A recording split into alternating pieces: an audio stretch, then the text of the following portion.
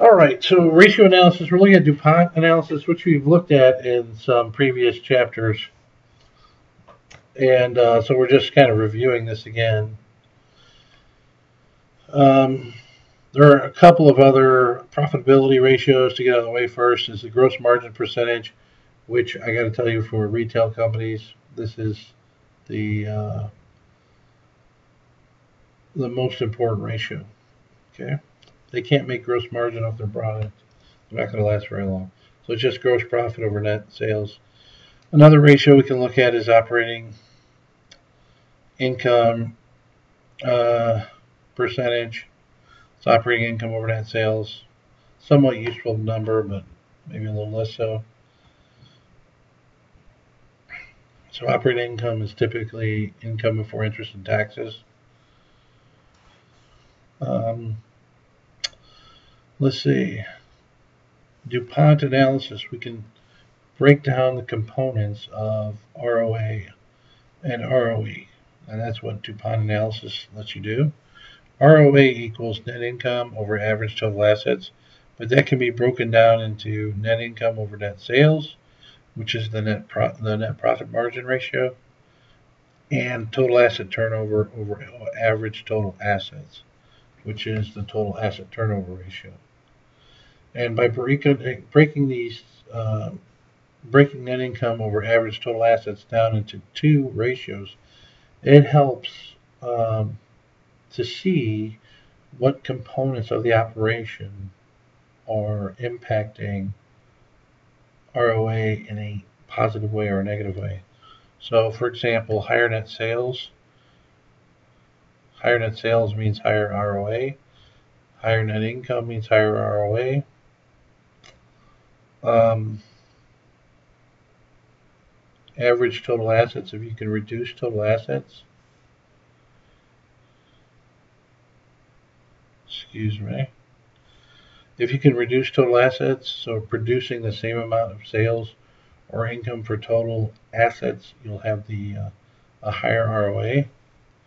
And for net income to have, for net sales to have an effect, they would have to be increasing at a rate that's less than net income.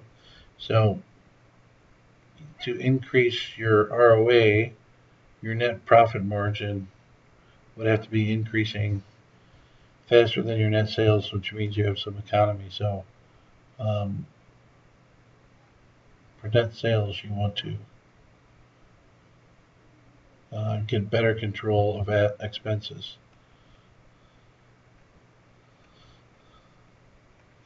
And down here, total assets, you want to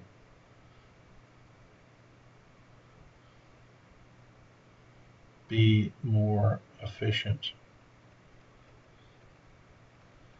with assets.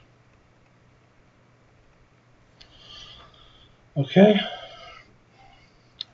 One benchmark that I like to think about is the 30-year Treasury bond, which I looked at recently. It's trading at a yield of 3.16%, which means for every 100,000, it would earn $3,160. Okay, so if you're looking to invest in a stock, that's kind of a floor.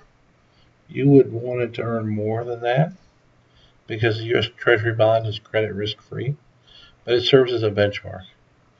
All right, DuPont analysis. Now we're going on to ROE. ROE is net income over average stockholders' equity.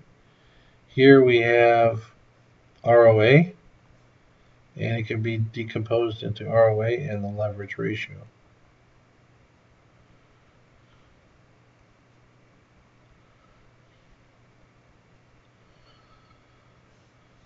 So anything that would increase ROA will also increase ROE. In addition,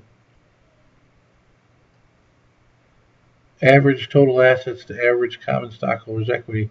Whenever you can increase the leverage ratio, you'll increase your return on equity.